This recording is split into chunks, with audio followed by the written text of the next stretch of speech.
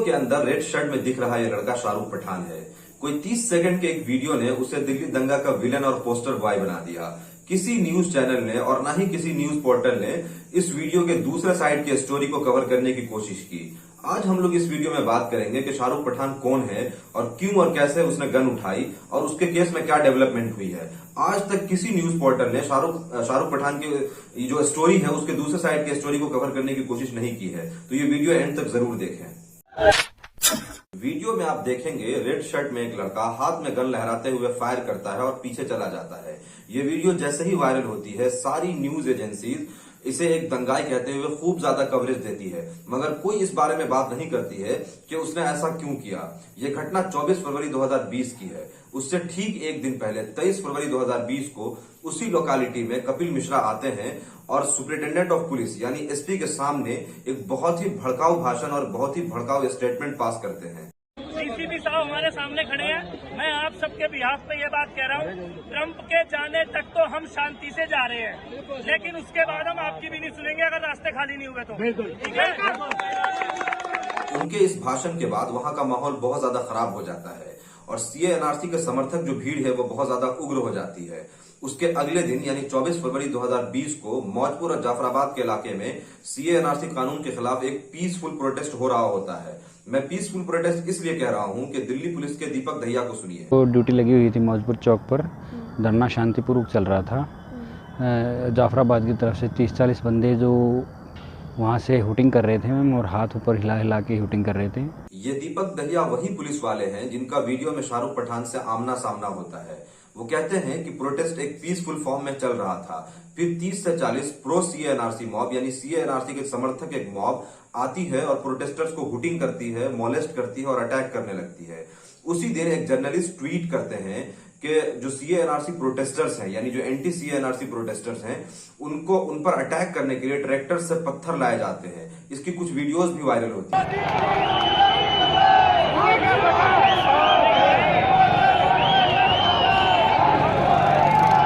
इन सब मामलों के बीच दिल्ली पुलिस का क्या रोल था उसे समझना बेहद जरूरी है।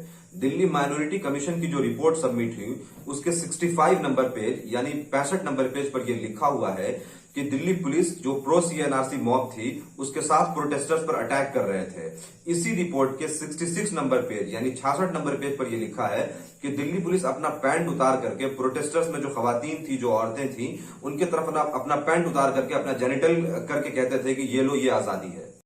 मेरे नहीं और औरतों के भी लगी है। कौन कौन था उनके साथ? पुलिस वालों के साथ आरएस वाले थे और क्या नाम है पुलिस वाले थे और मतलब बहुत सारे लड़के थे और नंगे हो के ना दिखा रहे ले लो आजादी, पैंट उतार के। आप देख सकते हैं कि उस खातून के सर से खून बह रहा है और वो ये कह रही है कि दिल्ली पुलिस उनके साथ है और वो लोग अटैक कर रहे हैं और बहुत भद्दे भद्दे इशारे कर रहे हैं। एकदम अफरा तफरी का माहौल होता है और कोई 200 से ज्यादा मासूम मर्दों औरतों की जान खतरे में होती है। क्यों? क्योंकि सीए एनआरसी मॉब और दिल्ली पुलिस के यूनिफॉर्म में कुछ दंगाई उनके ऊपर अटैक कर रहे होते हैं।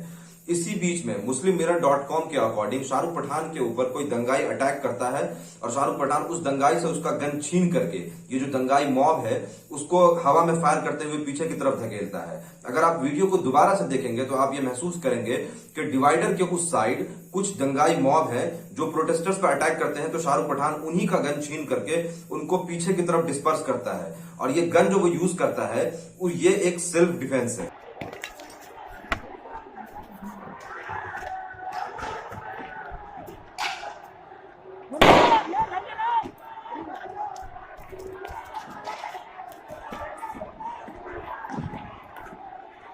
ऐसे कंडीशन में जब आपकी अपनी या अपनों की जान, माल, इज्जत और प्रॉपर्टी दांव पे लगी हो, हमारा जो कॉन्स्टिट्यूशन है उसका आईपीसी 96 से 106 तक ये राइट देता है कि आप सेल्फ डिफेंस कर सकते हैं और अगर ये सेल्फ डिफेंस न होता तो उसकी गोली से बहुत सारे लोग मरते। कम से कम दिल्ली पुलिस का जो कांस्टेबल है वो बिल्कुल उसके निशाने पर था। लेकिन आप एक इंटरेस्टिंग फैक्ट देखें कि चार्जशीट में लिखा है कि उसने दिल्ली पुलिस के कांस्टेबल पर गोली चलाई, जबकि दीपक दहिया जो कांस्टेबल है वो खुद कहते हैं कि उसने उनके ऊपर गोली नहीं चलाई और न ही उसके गोली चलाने से किसी को गोली लगी है या कोई इंजर्ड हुआ या मारा गया है। इसीलिए वो साइड से फायर करता हुआ पीछे निकल गया, उसने मेरे ऊपर फायर नहीं किया था। कोई कैजुअलिटी नहीं हुई थी? जी नहीं, कोई कैजुअलिटी नहीं हुई थी मैम, पता नहीं चला। अब बाकी किसी ने कुछ बताया भी नहीं बाद में कि कुछ कोई कैजुअलिटी हुई है। यहाँ पर एक बहुत इंपॉर्टेंट पॉइंट आप लोगों के नॉलेज के लिए, दिल्ली दंगा में 102 लोगों पर गन फायर इंजरी हुई, यानी 102 लोग गोली लगने से इंजर्ड हुए और कोई 47 लोग यानी 47 लोग गोली लगने से मारे गए। मतलब 150 के आसपास लोग गोली लगने से इंजर्ड हुए। एक चीज और आप याद रखिए कि शाहरुख पठान के गोली चलाने से कोई इंजर्ड नहीं हुआ था। तो ये जो 150 लोग गोली लगने से इंजर्ड हुए, उनके शूटर्स कौन थे? क्या कभी हमारी मेन स्ट्रीम मीडिया चैनल ने उस पर कवरेज दी कि ये शूटर्स कौन थे?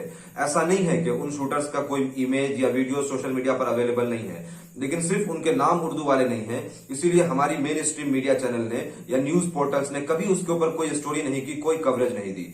इसका मतलब यह है कि हमारी मेन स्ट्रीम मीडिया चैनल्स बराबर की इस साजिश में शरीक है। कोई क्रिमिनल बैकग्राउंड है इसका, क्योंकि वो अचानक से पिस्टल लेके आता है, फायर कर देता है। कोई क्रिमिनल बैकग्राउंड, क्या किसी गैंग से जुड़ा हुआ है? इसका अपना कोई क्रिमिनल बैकग्राउंड अभी नहीं मिला है, इसका अपना रिकॉर्ड नहीं है। बाकी किस गैंग से कोई तल्लुक रखता है अभी इस पर इन्वेस्टिगेट जारी है। जो इससे पता लगा है, शौक की फैक्ट्री चलाता है, मॉडलिंग का शौक रखता है, टिकटॉक वीडियो बनाता है, अपलोड करता है। दिल्ली पुलिस ये मानने को मजबूर है कि शाहरुख पठान का कोई क्रिमिनल रिकॉर्ड नहीं है। वो एक सिंपल सा लड़का है जो BA second year college drop out है। उसे बॉडी बिल्डिंग का, टिकटॉक वीडियोस बनाने का और मॉडलिंग का शौक है, लेकिन उसके बारे में सोशल मीडिया पर बहुत सी झूठी बातें फैलाई गई और मेन स्ट्रीम मीडिया चैनल्स ने उसके ऊपर ये झूठी बातें फैलाई, जबकि उसके गली के लोग कहते हैं कि वो आज तक किसी भी गलत सलत मामलात में इन्वॉल्व नहीं रहा है और न कभी उसका किसी से झगड़ा हुआ। तो कभी कोई मतलब ऐसा बुरा काम या बंदूक को? ना, हमने कभी ना देखा, गली में कोई भी ना कह सकता देखी है। शाहरुख के फैमिली में बूढ़े माँ बाप और एक बड़ा भाई है जिसका सॉक्स का बिजनेस है, जो दिल्ली राइट और लॉकडाउन के बाद तकरीबन खत्म हो चुका है। मैंने इस बारे में उनके फादर से बात करने की कोशिश की और जानना चाहा कि वो प्रोटेस्ट में कैसे पहुंचा, यानी शाहरुख पठान प्रोटेस्ट में कैसे पहुंचा और कम्युनिटी का और रिलेटिव्स का कैसा रिस्पांस था उसके अरेस्टिंग के बाद। अजी ये बाहर लड़कियों में बैठा था, मुझे अब शोर होया, ये सभी लड़के उनके साथ ये भाग गया। बाहर जाकर देखा तो हो गया, इसके ऊपर भी हमला होया। इसने पिस्तौल किसी का छीन के इसने अपनी जान बचाई फायरिंग करके जी। और उसके बाद ये वीडियो अपने आए ना, ये वीडियो वाले, इन्होंने हमारे को बड़ा परेशान किया। ऐसा ऐसा ऐसा पूरे मोहल्ले ने पूरी गवाही दी कि ये बच्चा खेलने कूदने आ रहा है, ये पढ़ रहा लड़का, ये ऐसा नहीं है, इससे पहला कोई केस नहीं है जी। तब भी उन्होंने नहीं माने, को थोड़ा बद काट बोल दे रहा है, हम पे बर्दाश्त की तभी मतलब क्या है उनके साथ बात कर। और उसके बाद जो हमारी किसी ने सपोर्ट नहीं की थी, कोई हमारे ने हेल्प नहीं की थी जी। तो उसके बाद ये मतलब हमारी अगर की थी सपोर्ट तो ये की थी अखलाक ने, हमारा जो भांजा है। अच्छा, जो आपके केस अटेंडेंट भी हैं। ओके, अच्छा एक और चीज ये बताइए कि किसी न किसी वजह से, बहुत छोटी छोटी वजूहात से जो है हाई कोर्ट ने बेल रिजेक्ट किया है, तो आपको जुडिशरी पे कितना ज्यादा भरोसा है और क्या उम्मीद करते हैं? जनाब वैसे अपने इंडियन कानून का पूरी तरह समर्थन करांगे और पूरी तरह हम विश्वास रखेंगे कि हमारे को इंसाफ जरूर मिलेगा। हम भी विश्वास अभी भी रखते हैं। चूंकि दिल्ली पुलिस ही शाहरुख पठान के केस की प्रोसिक्यूटर है और वही इस केस को इन्वेस्टिगेट भी कर रही है, तो उसका कैसा एटीट्यूड और रवैया है इस केस के बारे में मैंने शाहरुख पठान के केस अटेंडेंट से बात करके जाननी चाहिए। दिल्ली पुलिस का एक्चुअली बहुत ही बायस्ड रहा है पूरी इन्वेस्टिगेशन से for till the drafting of the chargesheet. ये सब चीज इतनी बायस्ड तरीके से हुई है कि सेल्फ मैनिपुलेटेड स्टोरीज उसमें डाल दी गई हैं। सबसे पहले तो जो एफआईआर है वही बहुत ही डिले रजिस्टर की गई है, जबकि कंप्लेनेंट खुद एक पुलिस कांस्टेबल है। राइट साइड जहाँ पे इंसिडेंट हुआ मौजपुर चौक, वहां से 100 मीटर की दूरी पे पुलिस स्टेशन है। उसके बावजूद जो फर्स्ट एफआईआर रजिस्टर की जाती है शाहरुख के अगेंस्ट, वो आफ्टर 56 आवर्स, आप देखें कितना डिले है एफआईआर में। ये 56 घंटे बाद एफआईआर की गई है और उसमें भी जो दीपक दहिया ने कहा है अपने इंटरव्यूज में, उसके बिल्कुल ही मुख्तलिफ एक स्टोरी जो है वो मैनिपुलेट करके उसमें डाल दी गई है। जिसको बेस बनाया गया है इस एफआईआर को रजिस्टर करने के लिए, वो एक एक्चुअली एक वीडियो है जो कि क्लेम किया गया है कि एक द हिंदू न्यूज़पेपर के जर्नलिस्ट ने पुलिस को वीडियो दी है, and it has been claimed to have shot of that time, जिसमें शाहरुख को बताया गया है कि उसने डायरेक्टली दीपक दहिया पे शूट किया और Deepak Dahiya ducked his head to save his life, whereas वो despite being mentioned in the chargesheet, वो वीडियो अभी तक कोर्ट में सबमिट नहीं की गई है। It's been more than 1 year, actually I will say 1.5 साल से ज्यादा हो गया है। अभी तक हमने मांगी भी तो पुलिस ने मना कर दिया है उसको। Written we have the written answer from them कि हम नहीं दे सकते उसमें, क्योंकि कुछ लोग जो है वो उसको हम उसके जरिए भी खोज रहे हैं। लेकिन प्राइवेसी मैं समझता हूँ कोर्ट रूम से ज्यादा तो कहीं नहीं हो सकती है, कि जहाँ पे किसी के एक मुस्तकबिल का सवाल हो, जहाँ पे सवाल हो कि किसी को कैद में रखा जा रहा है उस वीडियो की बिना पे, जो कि आप बता रहे हो चार्जशीट में लेकिन सबमिट नहीं कर रहे। और इसमें एक चीज ये भी मैं कहूँगा कि कोर्ट ने भी अभी तक कोई जहमत नहीं की कि देखिए हमारी क्या कहते हैं केस नीचे सेशन कोर्ट से हाई कोर्ट तक चला है, वहां पे डिसमिस हुआ है। उसके बावजूद कोर्ट ने अभी तक नहीं कहा है पुलिस से कि हमें वो वीडियो दिखाई जाए, एटलीस्ट कोर्ट में सबमिट की जाए, या अगर कोई ऐसी वीडियो है तो वो कहाँ है। एक चीज ये बताइए कि आपने ये केस क्यों लिया था लड़ने के लिए, और अब जब आप सुप्रीम कोर्ट चले गए हैं तो बेल में क्या आपको उम्मीद है, कितना टाइम लगने वाला है? Basically I am a UP based journalist, और मैं जाफराबाद आया था after the riots to cover for my article. लेकिन when I met with the family of Shahrukh Pathan, I got to know that nobody stood up for him, nobody provided him legal support or whatever। क्योंकि मैं समझता हूँ कि इसके पीछे आप एक ये कह लीजिए कि there could be multiple reasons, जिसमें one of the reason is कि he was projected as the poster boy by the national media। तो उसकी वजह से लोगों ने शायद उसको भी राइटर ही समझा, क्योंकि उसके हाथ में पिस्टल थी and he was captured in the camera brandishing pistol at the right side। तो लोगों ने यही समझा कि वो भी एक राइटर था जो वहां पे लड़ने आया था, whereas वो एक कॉमन लड़का है। अगर आप देखिए ना, अगर किसी को कोई मारने आता है तो ऐसे ही खुले मुंह नहीं आ जाता है मारने, स्ट्रेटजीज होती हैं उसकी। लेकिन वो नॉर्मली जैसे कि लड़ाई झगड़े में चले जाते हैं लोग बचाने के लिए, व्हेन इतनी situation was out of control, and as per the minority commission report the police were also they were pulling down their pants and showing their genitals to the women protesters, और उनको बोल रहे हैं कि ये लो आजादी। जब ये चीजें चल रही थी वहां पे, तो वो एक लड़का उन औरतों को बचाने के लिए आया जिस पे खुद हमला हुआ, और उसने उस हमला करने वाले से पिस्टल छीन के हवा में फायरिंग की। वो एक सेल्फ डिफेंस था, वो एक स्ट्रेटजी थी to disperse the violent goons, और उसने सक्सेसफुली डिस्पर्स किया, which has been mentioned by the complainant also, जो कि वहां डिप्लॉयड था, head constable Deepak Dahiya. He said in one of the interview कि उसके बाद लॉ एंड ऑर्डर मेंटेन हो गया था वहां पे, because the goons were dispersed, public डेटर हो चुकी थी। तो ये सब उसके साथ हुआ है, लेकिन उसको ऐसे प्रोजेक्ट किया गया कि वो राइटर था और उसको पोस्टर बॉय बना दिया गया, जिसकी वजह से उसकी स्टोरी इतनी ऊपर आ गई कि जिन लोगों ने इंसाइट की थी violence by giving hate speeches, और जो सड़क पे आके ये नारे लगा रहे थे कि गद्दारों को गोली मारो और दिल्ली पुलिस हम तुम्हारे साथ हैं और ये और वो, तो उनके खिलाफ उनको बहुत छोटा कर दिया इसने।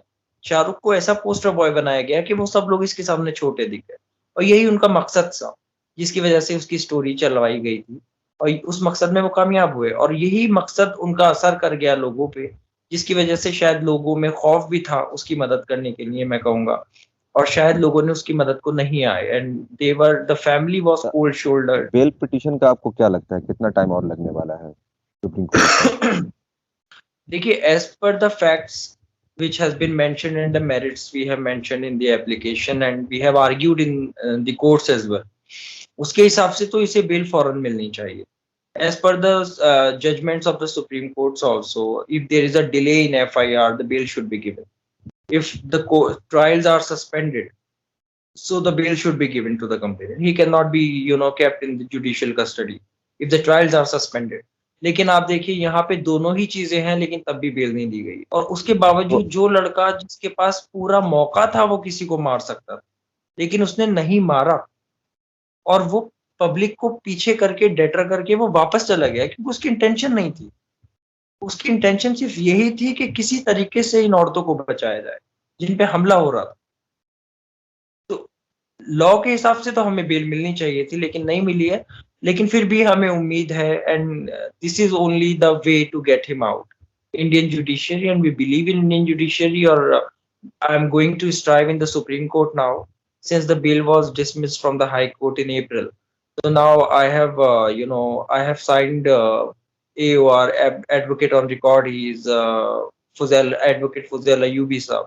Now we have hired them, and we'll also engage senior criminal lawyer, which as per the desired strategy जो उस वक्त होगी, तो हम सीनियर लॉयर को भी इंगेज करेंगे और हम पूरी कोशिश करेंगे कि इंशाल्लाह उस लड़के के लिए न्याय मिले, उस लड़के को, and just we to get justice for the boy who indulge himself in trouble to save humanity. और आखिर में एक बहुत इंपॉर्टेंट पॉइंट की तरफ आपका ध्यान खींचना चाहूंगा। कपिल गुज्जर का नाम याद होगा, जिसने शाहीन बाग प्रोटेस्ट में गोली चलाई थी। उसे बहुत आसानी से बेल मिल जाता है और अभी वो मेजोरिटी कम्युनिटी में एज ए हीरो वेलकम किया जाता है। राम भक्त गोपाल का नाम याद होगा, उसने जामिया में गोली चलाई थी, उसे भी बहुत आसानी से बेल मिल गया और अभी वो मेजोरिटी कम्युनिटी में एज ए पब्लिक फिगर है और बड़े बड़े प्रोग्राम्स में उनको पब्लिक स्पीकर के तौर पर इनवाइट किया जाता है, जहां वो खूब नफरत फैलाता है। ये वो लोग हैं, इसमें कपिल मिश्रा को भी ना भूला जाए, ये वो लोग हैं जिनका जुर्म साबित हो गया मगर उसके बाद भी उनकी कम्युनिटी ने उन्हें सपोर्ट किया और हाथों हाथ लिया। और एक लड़का जिसका कोई क्रिमिनल रिकॉर्ड नहीं है, कोई क्रिमिनल बैकग्राउंड नहीं है, वो कौम की बेटियों को, माओ की इज्जत को बचाने के लिए सेल्फ डिफेंस में एक आतंकवादी भीड़ के खिलाफ लड़ जाता है। अभी उसका कुछ साबित नहीं हुआ है लेकिन कम्युनिटी ने उसे फेल कर दिया, उसके बारे में बात करने से डरती है, जबकि उसका केस अभी कोर्ट में चल रहा है। और ये इंडियन कॉन्स्टिट्यूशन कहता है कि जब तक किसी आदमी पर जुर्म साबित न हो जाए वो इनोसेंट है, मगर हम उसके बारे में बात करने से डरते हैं। एटलीस्ट जब तक ये साबित न हो जाए कि वो कसूरवार है, हमें उसके बारे में बात करनी चाहिए, उसके बारे में उसके लिए दुआ करनी चाहिए। कमेंट में जरूर बताएं कि वीडियो आपको कैसा लगा। Thank you.